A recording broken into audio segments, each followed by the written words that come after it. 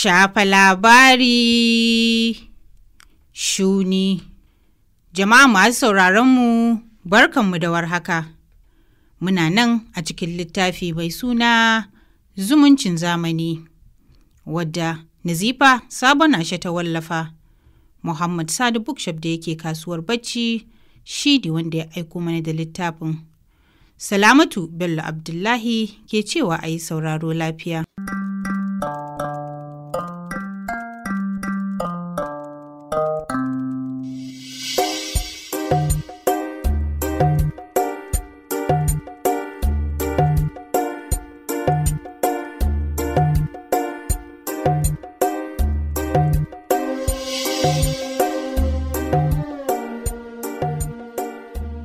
Idan masu sauraro suna biye da mu cikin shirin da ya gabata, mun tsaya ne a inda hawayen kishi take yi sosai har zuwa sanda ta ji kiran sallar la'asar.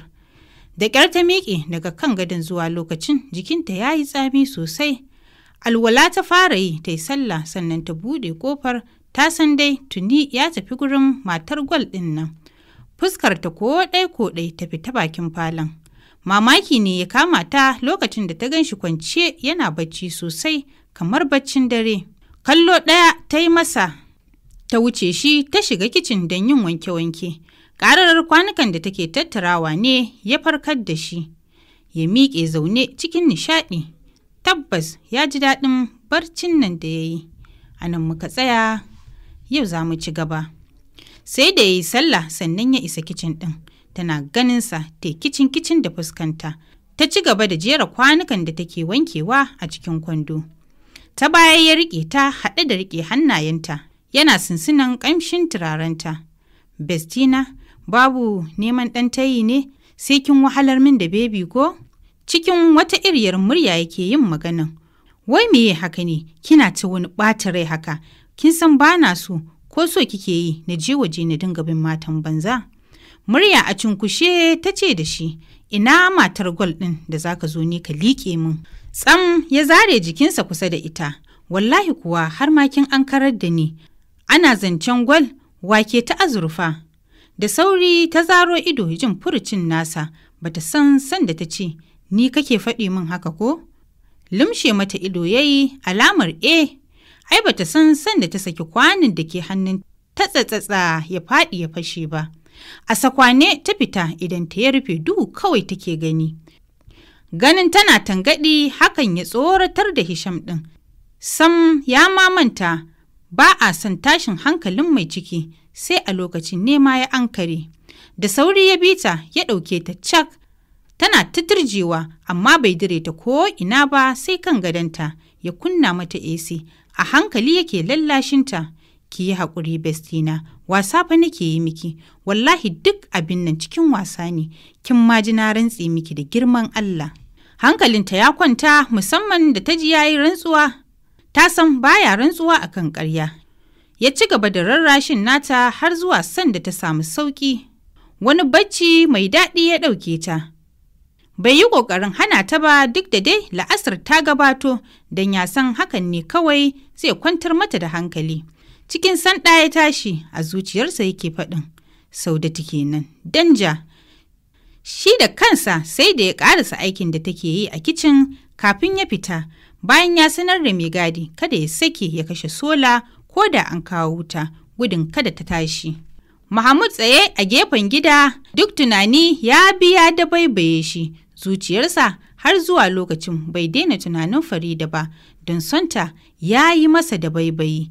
Tabbas yana tunanin rashin kyautuwar abin da ya aikata, amma hakan bai hana shi tunanin Allah ya sa Hisham ya sako Faridar ko ya samu damar mallakarta a matsayin matarsa wanda babu wanda zai sa masa shamaki tsakaninsa da ita.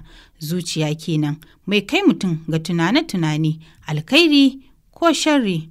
Ubangiji ka ba mu ikon aikata alkhairi a rayuwarmu, ka guje mu ga saba masa bisa son ranmu ko kuma tursasawa.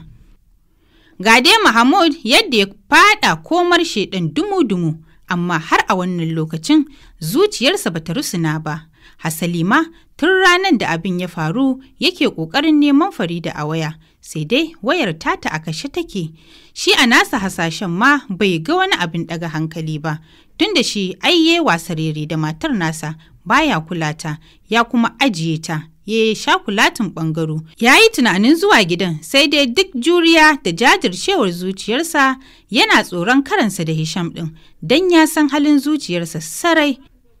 Ba ta da sauƙi idan ya yi zuciya, duk da shi ɗin mutum ne mai sauƙin hali kuma yana jajircewa ƙwarai wajen ƙin bin umarnin zuciyarsa akan aikata sharri, shi yasa yake zaune da kowa lafiya. Tunani ɗaya ya yi na ya je ya tambayi mominsa game da Hisham, ba tare da shakkar ko Hisham ɗin ya sanar da ita ba. Ya isa ɗakinta cikin dakiyar zuciya, da kallo momin ta bi shi bayan da ya zauna akan kujera da ke gaban madubin ɗakin. Kai, Mahmud, lafiya na ganga kayi wani suku-suku haka? Ya ɗan basar haɗe da cewa babu komai momi. Taɓe baki ta yi don idan duk jikinta kunne ne ba za ta yarda cewar ba komai ɗin ba. Yaya Hisham kuwa ya zo gidan nan? Momin ta yi masa wani irin kallo da ya kaɗa 'yan hanjinsa. A zatonsa sun samu labari, sai dai ya ji zancen ya sha bamban. Ya zo, wani abu ne? A'a, na zata baya gari ne. Baya nan, kwana ɗaya kawai ya yi ya koma. Ina kyautata zaton ma yana da wani abu ne mai muhimmanci. Ita kuma matar tasa ta ce ba za ta bi shi ba, da yake ita so kuwa ce. Mahmud ya taɓe baki, dama burinsa ya ji Hisham ɗin yana nan ko baya nan, ya miƙe ya koma ɗakinsa. Wanka ya zauna ya tsara, ya kuma ɗauki kwalliya irin shigar da ya san Faridan tana mutuwa a kansa idan ta gan shi da ita. Ya gyara gashin kansa sosai don Mahmud ɗin ajin ƙarshe ne wajen kwalliya. Yana isa bakin gate ɗin ya shiga danna hon kamar zai tashi sama. Da sauri mai gadin ya buɗe masa. Tun da ya ga shi ne, don ya san ba haƙuri ne da shi ba, tun daga falon ƙasa yake ƙwala mata kira. Hello, sweetie. Jin muryarsa ya sa gabanta faɗuwa, ba dai Mahmud bai daddara ba ya dawo. Jin shiru bata amsa ba ya sa shi hau saman inda ɗakunan baccinsu suke, ya tura ƙofar da ya san tana ciki. Da sauri ta miƙe cikin zare ido take kallonsa baki buɗe. Mahmud, ba ka tsoro? Shhh, ya ce mata bayan ya sa mata hannu a baki. Tsoron me zan ji bayan na san sokon mijin naki baya nan, wanda Allah ya yi wa kyauta yake wasa da damar da Allah ya bashi. Mahmud, wallahi ina tsoro, ka tafi, Allah a tsorace nake. Kaga tun da Hisham ya tafi bai ce min komai ba, ni na tabbata hukuncin da zai ɗauka ba mai sauƙi ba ce. Ya kuma kulle layina ba na samunsa a waya. Duk maganar da take yi, Mahmud kallon bakinta kawai yake yi, yadda yake motsawa, ina ma shi Allah ya ba wa aurenta. Tabbas da an ga yadda ake tattalin mace. Murmushi kawai yake sakar mata har zuwa sanda ya gaji da jin surutan nata, ya dawo kusa da ita ya zauna. Farida, na kai wani adadi yanzu da ba na tsoron kowa ya san abin da ke tsakanina da ke. Zan iya shaida wa duniya irin san da nake yi miki, tun da shi wallahi Hisham ɗin baya son ki. Ya ajiye ki, yana wulaƙanta ki, ni na nuna ina son ki. Ki bani haɗin kai kawai, mu yi abin da duniya za ta san muna son juna. Tuni ya fara dulmiyar da ita tun tana turjewa har ta ba da kai bori ya hau. Fatan shirya dai Farida da Mahmud. Sai dare kusan 8 Hisham ya dawo gidan, zuwa lokacin ya san 'yar danjin tasa ta sauko daga fushin da take yi. Aiko dai kamar yadda ya zata, ta tsala kwalliya cikin wata doguwar riga 'yar Senegal saƙaƙƙiya, wacce ta ba wa cikinta damar sakewa, fuskarta ɗauke da sauƙaƙƙiyar kwalliya, sai dai ko kaɗan babu fara'a a tare da ita. Ta buɗe masa ƙofar yana ƙoƙarin janta jikinsa, ta saurin janyewa gefe. Murya a cunkushe take cewa da shi, ka je kai wanka tukuna don na san daga can wurin 'yan gwal ɗinka kake. Zuwa lokacin ya kasa ƙunshe dariyar da yake cikinsa, sai da ya tuntsira ya sake tuntsirawa har yana riƙe ciki, ita kuwa ta haɗe rai. Don ta lura ya mayar da ita bican. Kwafa ta yi ta raɓa gefensa ta wuce, sosai ta ji kuka ya zo mata. Ta zauna kan kujera ta hau kuka. Ni dama na sani don ka wulaƙanta ni ka aure ni, tunda kana da mata mai kama da Indiya. Dariyar ya gimtse ba don ya ishe shi ba, ya kamo hannunta alamar lallashi. Ya isa Saudat, ke kike bani dariya wallahi, na rantse miki da Allah wasa nake miki. Ita Farida ma tana Kano, ta bar miki mijin har sai kin gaji da shi. Ya faɗa ya ci gaba da rarrashinta, ki yi haƙuri kin ji, Bestina, wallahi ina son ki, kuma ke kanki kin san ina son ki sosai. Ki tuna badakalar da aka sha kafin aurenmu, duk na haƙura na cije saboda ina son ki. Ki daina tayar da hankalinki akan Farida. Ya faɗa yana matsa mata yatsun ƙafafuwanta. A hankali take sakin ajiyar zuciya, ya ɗago fuskarta. Share hawayarki, ba na son ganin hawayarki. Kin ji Bestina? Ya faɗa yana kallanta. Zuwa lokacin ya gama tabbatar mata da tsananin soyayyar da yake mata cikin nasa salon. Ita ma kanta zuwa lokacin ta amince da soyayyar tasa. Daga lokacin komai ya wuce, yana tsokanarta don ya ga sosai take ɗaga hankalinta. Ya kuma tattara Mahmud da Farida ya sa su a gefe, ba ma ya son tuna baƙon lamari kamar haka. A yanzu ya fi mayar da hankalinsa ne akan kasuwancinsa da kuma son ganin Saudatinsa ta sauka lafiya tun da watan haihuwarta ya shiga. Ta dame shi tana son ta koma gida wankan jego, amma tun da ya sanar da ummanta ta kira ta ce ba sai ta zo ba. Ƙanwar babar ita Umma Maryamun ɗin ne za ta zo. Sai hankalinta ya kwanta tun da yanzu suna waya da 'yan gidan nasu sosai. Idan ka ɗauke Sa'adu da kullum idan ta ce ina yake sai a ce mata baya nan. Sati kuwa bai zagayo ba sai ga inna Salamatu da yaya Sa'id ya rakota da kayan zaman da baran da za ta yi mata daga wajen Umma, tare da addu'o'in da Abba Mustapha ya bayar a kawo mata ta dimanciyinsu a ruwan Zamzam dare da safe. Siyasa ta matso gaba ɗaya, gari kowa ya hargitse, musamman 'yan siyasa irin su Abban Hisham da ya fada siyasar dumu-dumu yana neman kujerar sanata Sule Jami'i, jam'iyyarsu ɗaya. Abokanansa sai ingiza mai kan turuwa suke yi masa, yana sayar da ƙaddarorinsa yana zubawa a yakin neman zaɓe. Tun daga nan cikin gida ma kafin a zo na gari. Shi kuwa Sule Jami'i dariya abin yake bashi, don ya san Abban Hisham ɗin ya ɗauko da zafi, tunda har ya zaɓi tsayawa a matsayinsa. Duk da abin na Allah ne, ita kuwa Momin Farida ta ɗau abin da zafi sosai, don har tana ikirarin zuwa ta ɗauko 'yarta. A hasale take duban mijin nata. Ka san Allah Abban Farida wannan iskanci ne sosai ma kuwa, ya rasa da wa zai yi takara sai da kai, kuma jam'iyya ɗaya don tsaban fitsaranci. Murmushi sanatan yayi ya gyara zama, shi abin ma wallahi kwata-kwata dariya yake bashi. Ba za ki ɗauko Farida ba, don kuwa zaman aure take yi. Ba zan kuma amince a take hurumin Ubangiji ba.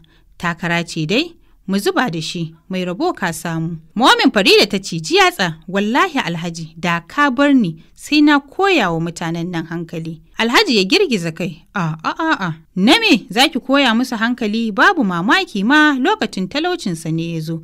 Tunda gaba ɗaya kaf ya gama sai da ƙadarorinsa yana haukar rabon kuɗi a gari tun kafin ya ci firamare election don shashanci da ɗaukar zugan abokanai. Momin Farida zuciyarta a cunkushe ta ce, mara mutunci, butuli kenan, ka jawo shi daga inuwa ya neman saka ka a rana. Shi yasa tun farko ni mutanen nan kwata-kwata ba su kwanta min a rai ba, ashe munafukai ne, maciya amana. Bari na tashi na fita Hajjaju, yau mitin nake da shi da delegate na 'yan jam'iyyar mu. Allah ya ba da sa'a ya tsare min kai Abban Farida, ta faɗa tana murmushi. Shi ɗin ma murmushi ya ce, amin gimbiyata. A hankali yake sarrafa motarsa, baka wuluk cikin nishaɗi yake na isowarsa mahaifarsa lafiya, cike da alkhairi da kuma dama. Tabbas tafiyar ta zo masa da nasara, ya kuma yi wa Allah godiya da al'amarin ya zo masa a haka. Khalil Mustapha mai shadda kenan ya zama babban mutum. Gidansu na da wanda a ranar da ya kwana ɗaya a cikinsa ya bar gidan ya fita nema, a nan ya fara zuwa. Sai dai yana zuwa maƙotansu suke sanar da shi wai sun tashi, ɗansu Khalil ne ya saya masu gida. Mamaki ya kama shi jin an ce wai shi ne ya saya masu gida. Hankali a tashe, da fatan dai Allah ya sa ba wani ne ya yi amfani da wannan damar ya sace su ba. Cikin fargaba ya ce, ko kun san gidan dan Allah? Da sauri mutumin ya ce, ƙwarai yaro, mun sani sosai ma, ai zaman lafiya muka yi da Malam Mustapha. Mutum ne mai nagartar halaye ƙwarai da gaske, ko yanzu ma ni sai in raka ka. Khalil cikin jin daɗin yabon mahaifin nasa da aka yi ya ce, "Na gode baba, ai ko ka raka ni." Mamaki ya kama Khalil ganin gidan da suka yi fakin. Bayan dattijon ya nuna masa gidan, ya tsaya a bakin gate ɗin yana ƙwanƙwasa ƙofa. Umma da take goge-goge ta yi saurin fitowa don ta buɗe don ba ta son bugun ƙofan ya yawaita a tashi Abba Mustapha daga barcin da ya samu na hantsi bayan ya yi sallar walha. A hankali take faɗin, "Wane ne?" Farin cikin jin muryar mahaifiyar tasa ya hana shi yin magana, sai sakin murmushi yake yi. Sai dattijon nema ya ce, "Baƙi ne Maryama, buɗe mana." Umma ta buɗe ba tare da ta shaida muryar ba, jin dai ya ambaci sunanta ta tabbatar ya santa ne. Tana buɗewa kuwa numfashinta ne ya kusa ɗaukewa ganin Alhaji. Mutum a tsaye mai kama da Khalil ɗinta. Ta hau mutsike-mutsiken ido. Wane ne nake gani wannan kaman Khalilullahi? Cikin hawayen farin ciki ya rungume ta yana furta cewa, "Ni ne Umma ba wani bane." Alhamdulillahi. Umman take faɗi, "Dama za ka dawo Khalilullahi, ashe zan sake ganin fuskarka? Allah na gode maka." Abban Saudat, fito ga Khalilullahi ya dawo. Da ƙarfi take faɗin haka, hakan ya sa Abba Mustapha ya ji, shi ɗin ma da sauri ya fito don ganin abin da Umman take faɗa masa. Da sauri Khalil ya rungume Abban nasa. Cikin farin ciki Abban shi ma ya rungume shi. Shekaru 2 kenan bai gan shi ba, kamar su ɗaya da shi da Sa'adu ta sake bayyana sosai. Allah sarki Sa'adu, kullum zancensa kenan yaushe ɗan uwan nasa zai dawo.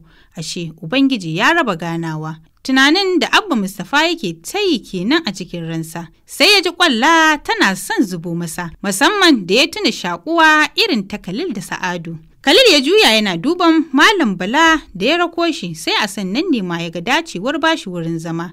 Malam Bala murmushi fal a fuskarsa. Malam Mustapha, irin wannan murna haka ta dawowar ɗanmu? Abba Mustapha ya saki wani irin murmushi. Wallahi Malam Bala, san ma ban lura da kai ba, hankalina yana kan Khalilullahi. Malam Bala ya girgiza kai, haka ne, ai kam gashi nan kamar su ɗaya da marigayi Sa'adu. Da sauri kuma a razane, Khalil ya ɗago kai yana ƙarewa iyayen nasa kallo cikin rawar murya yake faɗin, "Abba, Sa'adu ya rasu?" Abban ya ɗaga kai cikin tausayawa, amma Umma ƙasa ta yi da kanta. Hawaye ne shar a fuskarta. Shi kuwa Khalil kuka ya saka sosai tamkar ƙaramin yaro. Yana jaddada, Ubangiji ya ji kanka Sa'adu, Allah ya gafarta maka. Kaf annurin da ya zo da shi ya ɗauke tsaf, sai alhinin rashin ɗan uwan nasa. Haka Malam Bala ya musu sallama, jikinsa a sanye ya tafi. Tsawon lokaci kafin Umman ta miƙe ta shiga kicin, kunun aya da zoɓo mai sanyi ta ɗebo masa a cikin jog da cincin, don ta san abinci ba zai ciwu a wajensa ba a wannan yanayin da yake ciki. Ai kuwa dai bai ci komai ba. Ya miƙe jikin shi a sanyaye yana cewa, "A ina ɗakin su Muhammad yake ne?" Abban ya nuna masa, "Ka kwanta ka huta kaji." Shi ma Muhammad ɗin wancan satin ya dawo daga Kwatano, shekaran jiya ya koma. Kuɗin da ka aiko mana da shi ne ya tafi kasuwanci da shi, kuma alhamdulillahi ana samun alkhairi sosai. Don daga zuwa 7 kawai baka ga uwar ribar da muka samu ba, shi yasa ma yanzu ya yanke shawarar fara tafiya China. Yanzu ma cikun yin biza ake yi. Shi kuwa Khalil kallon su kawai yake yi yana mamaki. Wani kuɗi ya aiko da shi?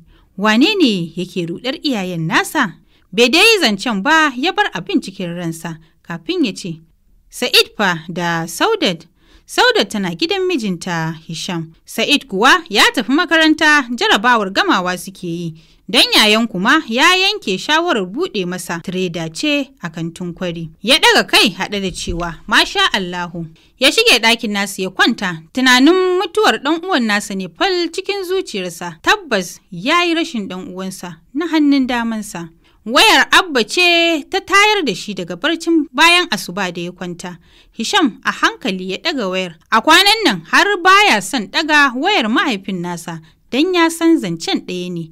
Hisham, turo min kuɗi, miliyan 3 nake so. Kada ka gaji da ni kaji, wannan matsiyaci ne nake so na nuna masa kuskurensa. Alhaji Sula Jami'i ya je yana sake rabawa delegate kuɗi, ba na son rinjaye su siyar da ni ne. A hankali Hisham ya ce, "Abba, sai dai ko da miliyan 1, wallahi account ɗina ya yi ƙasa sosai, babu kuɗi a ciki." Kada ka gaya min zancen banza mana Hisham, kamar ya babu kuɗi. Duk wannan kujiban harkar har yau fa baka bani naira miliyan 20 ba. Duk maƙudan kuɗin da ka sani nawa, wallahi na kashe. Kaf ƙadarata na sayar da ita, gidan da nake ciki ne kawai mallaki na, amma ban damu ba, don na san zan mayar da dubunsu ma idan na zama sanata. Don haka ka saki kuɗi malam, duk wata kwangila kai zan dinga ba ma. Sai dai a zage ni a ce na fifita ɗana akan kowa, don wannan matsiyacin mijin falmatan Isa Gwani wai shi ne ma ya fito neman kujeran jam'iyyar. To duk na ishe su, mu kara mu gani da su, mu zuba shege ka fasa. Na kuma gaya maka, ka turo min da naira miliyan 3 nake so. Nan da awa 3, yau za a yi primary election ɗin nan. Kada a sa ni na ji kunya, don na amshi basussukan mutane ne ma, shi yasa. Don ina tambaya suke bani, matsiyata, sun san zan mayar musu da dubunsu. Idan na zama sanata, kai, mutane, ba Allah a ransu. Ka turo min kaji na gaya maka. To kawai ya ce ya kashe wayar cikin yanayin tausayin mahaifin nasa yake jin irin maƙudan kuɗin da yake kashewa kuma wai har gashi ya amshi basussukan mutane.